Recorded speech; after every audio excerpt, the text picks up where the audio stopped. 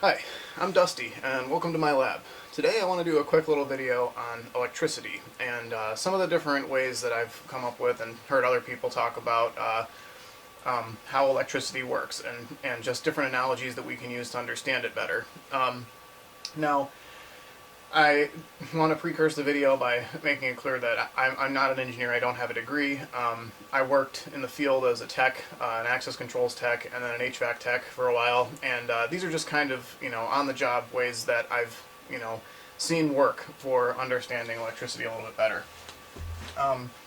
So one common analogy is to compare electricity to water. And whereas they're very different, there are a lot of similarities in the way that we manipulate and can think about how electricity wants to flow and how we can manipulate it.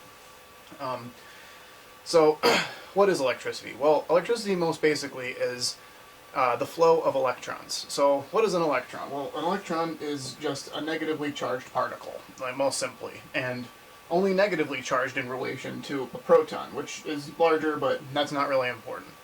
And these want to attract to one another, just like magnets. So magnets are actually a result of a specific way that electrons are behaving, but just similarly to how two sides of a magnet, two different magnets, when you try to put them together, like in one orientation they'll come together, they'll want to come together, and then the other they'll repel one another. Well, that's because of the polarity of the magnet. And this is a polarity of, the polarity of an electron is the opposite of a proton. And the result of this is that electrons do not want to be near one another. And this is going to be the fundamental principle that we need to remember when we think about manipulating and understanding how electricity is going to work in general. So, where are these electrons? Well, to not get too far into the weeds, electrons are in atoms or molecules, and molecules are just made of constituent parts of atoms, and constituent parts being atoms. And anyway, essentially what's going to happen is when electricity flows, when electrons flow, they're going to leapfrog from one atom or molecule to another.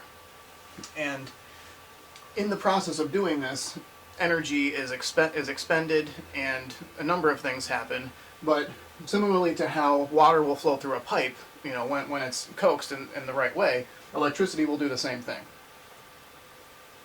But not because of gravity or because some physical object came in contact with it like water, but instead because of this repulsive effect and also the natural potential of the electron to want to move towards a proton or something positively charged in relation to itself. So, to move on from that, we have to at least touch on a couple of very important concepts and then tie in the third. And this is important to understand because a lot of people will talk about this, is voltage, amperage, and wattage. So voltage, a better way to understand it than just saying the word, which is named after volta, is to think of voltage as electrical potential or electrical pressure. See here? So by my understanding, in Asian countries they think more of electricity in these terms and think of it as electrical pressure almost in the same way that we can think of electrical water pressure. So the way that I'm going to think and talk about this a little bit is going to be using a water tower analogy.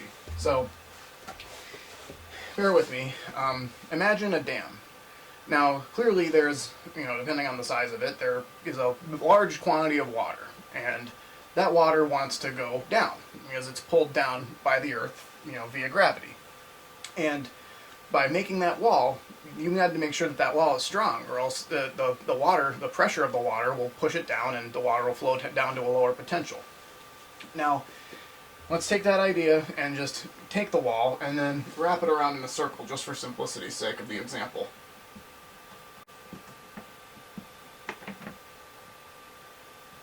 And then at the bottom, we're going to put an outlet.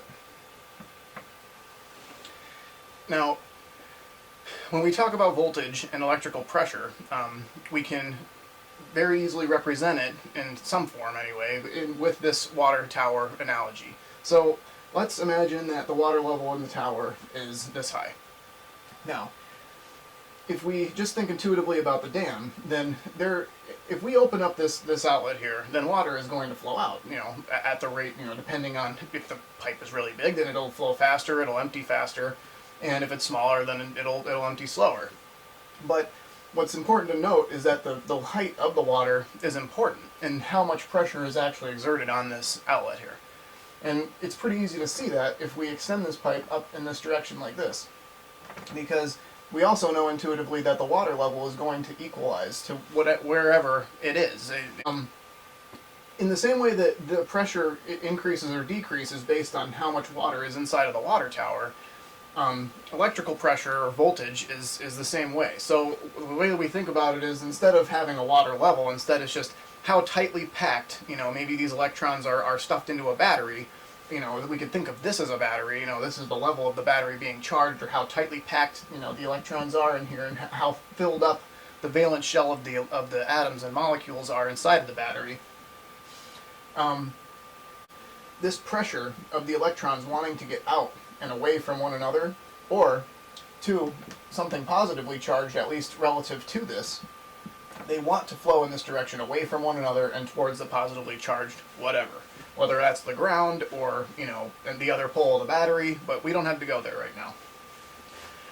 Where we do need to go, though, in order to better understand how we actually get electricity from our wall outlet, is to think about, we move from a water tower analogy where we can change the level of the water to a pump analogy. Before we go there, though, let's just take this all the way to fruition. So imagine we cut this in half. If we cut this cylinder in half, this water tower, then we effectively have half the diameter. And even though we have half the diameter and half the water, what matters as far as this level, remember, is only the height of the water level. So effectively, even though we've cut the capacity or the size, the amount of water that can effectively be drained out of this pipe, the pressure is the same. Because really what it is that the pressure is the result of water being on top of itself, and just the weight of it, its own weight. And so some interesting things will happen, as you dice up this capacity. The voltage will be the same at first, but the voltage will drop faster because there's less capacity and less water. So this is why sometimes your phone battery will, the indicator will be all over the place, and especially as the battery dies and gets older, it'll be less and less accurate, because this voltage can get wonky and unreliable in some sense, and it's harder to tell exactly how much juice you have left in your battery at a certain point. Anyway, once we understand this, and we understand that, okay, if we cut the diameter in half and we're still at the same voltage but half the capacity, the inverse is also the case. So if we had a very, very low water level in here, but let's say it was really, really big, we had like a really, really big water tower, like wide, big diameter, but we didn't fill it very high, we would have very, very little voltage. So this would trickle out, but it might trickle out for a long, long time. So that's the interplay between voltage and what amperage is. And what amperage is all that it is it's just the flow of electrons. How often the electrons are jumping in the wire, from one molecule or atom to the other. And so then the next step is to think about what wattage is. And what wattage is it's just overall work or power exerted and actually done by an electrical system, or any system for that matter. And what power is in an electrical system is it's the voltage times the amperage, and in which case, so it's just the pressure and then how much flow. So both of these things play into one another. Devices are actually rated for a power rating. So as your voltage drops, your amperage has to go up, and as your amperage goes up, the more your electrons jump, the more heat is generated. And this is an interesting interplay that I want to eventually get into more in a later video. But not important right now. Let's move on to the pump.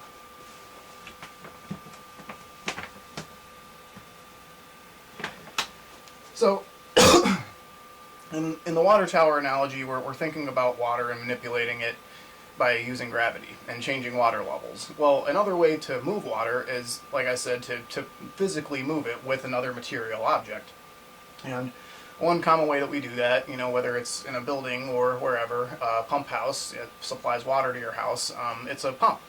And what a pump is it's basically just a propeller that spins, and it pushes water, and it pushes it, and ducts it into a pipe, and that's really all that it is. And any pump really is composed of two main parts, and that's a rotor and a stator. And the rotor rotates, and the stator stays stationary. That's hence the names. So, whereas a pump house, which might be, I'm not even sure how far away they are from your house, not what the max length is, but it has a pump running 24/7 that keeps a constant pressure, to your house, and so that when you turn on your faucet, water comes out. Well, it's the exact same concept with electricity, except we have to use a different type of pump, an electrical pump. And an electrical pump, in the case of a power plant, or even in a windmill, is a turbine. And a turbine is composed of the exact same parts as a pump, which is a rotor and a stator.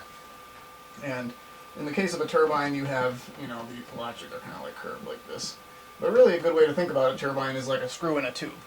And all that you're doing with the turbine is, and what is a large proportion of our energy generation, unfortunately, what does need to change is the burning of fossil fuel. And what you do, just like when you burn and explode, internal combustion in your engine, in your car, we're doing the exact same thing, except we're burning it and then forcing it through a smaller and smaller tube, basically. And then as we force it through that smaller and smaller tube, it gets faster and faster and faster, and then it hits these fins and forces them in a circle. And this is the same thing as a jet engine, in a jet, airplane, or a jet car, whatever. It's all the same basic concept. And in the case of energy generation, what we do is we have a shaft attached to this rotor, and then this is like a side view. Then we have basically another wheel attached so that they don't get too hot. And then we put magnets. So there's like, not directly on the rotor inside of all the hot stuff, but we have magnets that are turned by this rotor. And then through the stator, around the outside, we have a wire. And remember, the electrons, they want to be away from one another. And they actually have a field in some sense, and it's called an electromagnetic field. And just like how when you're playing with the magnets, and as they get closer, there's like some imaginary invisible field there that does exist though, and that you can feel and have an effect from. And these magnets also have that field, right? And as they move in the specific orientation that they're put in past this wire, effectively they pump these electrons, because the electrons want to be away from that electromagnetic field. So in that scenario, you then produce a potential difference in which the electron then is pushed against the gradient and wants to get to a lower potential energy state, which it can be the ground, but we force it through wires all the way to your house, and then we plug in whatever device. And here's the cool part. So there is some, it gets a little bit more complicated. We're using AC to prevent voltage drop, which we'll talk about later. There's a difference between alternating current and direct current. Direct current is very close to the water analogy, whereas AC gets confusing, and water does not work as well for the AC analogy. And AC is also how the electricity gets to your house, but the main takeaway, and this isn't exactly how things work, but really the main takeaway is that we drill into the ground, we pull a fossil fuel out, we light it on fire, create an explosion, push a magnet in a circle, and induce an electric current through a wire. And that wire then eventually gets to your house. And the cool thing, and what a lot of people don't know, is that, so imagine if you take your vacuum cleaner and you plug it into your wall. Well, all that's happening is you're just doing this process in reverse. So you take the electric current from the wall, and then you run it through this wire, and then you induce the electromagnetic field and movement into the rotor. So it in that sense becomes full circle, and this is how all of your little devices work. Now, all the way down to a printed circuit board, which is your computer, how I'm talking to you right now.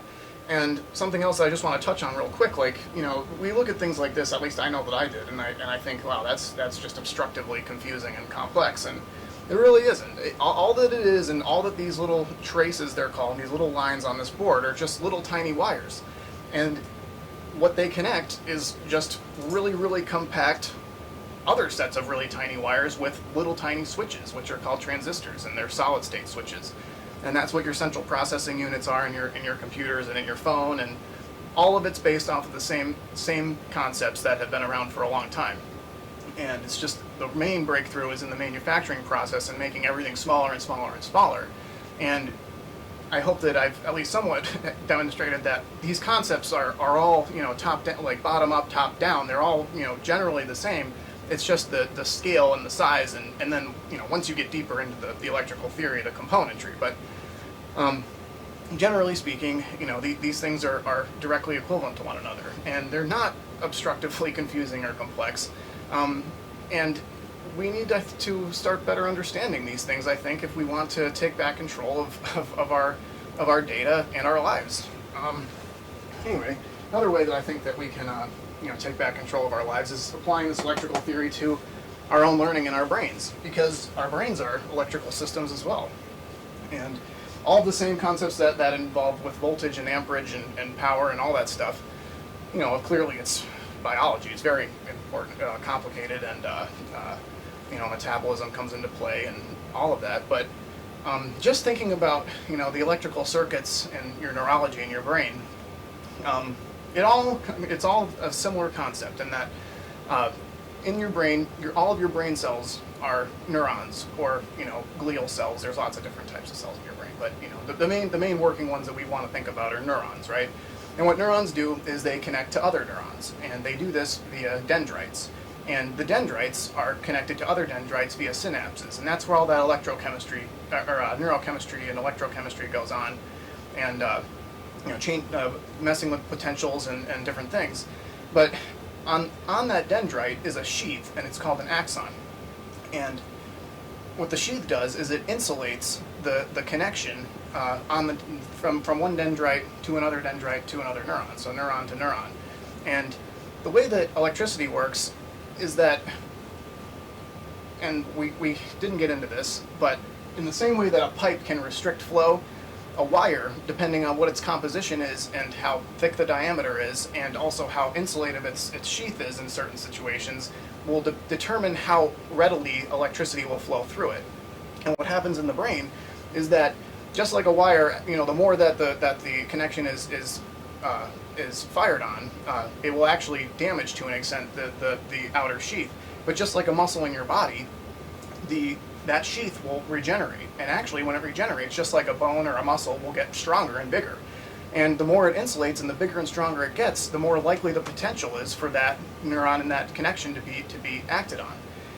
And so this is the basis of all learning. This is why practice makes perfect. This is why you need to keep doing something to get better at it. And I think that one thing that's really, really lost and is a really big misnomer in our society right now is that learning is kind of linear. It isn't. It's in two different ways that I want to talk about. If you learn about the acquisition curve, it's something like it's something like this. It's slow and then very fast and then it tapers off again.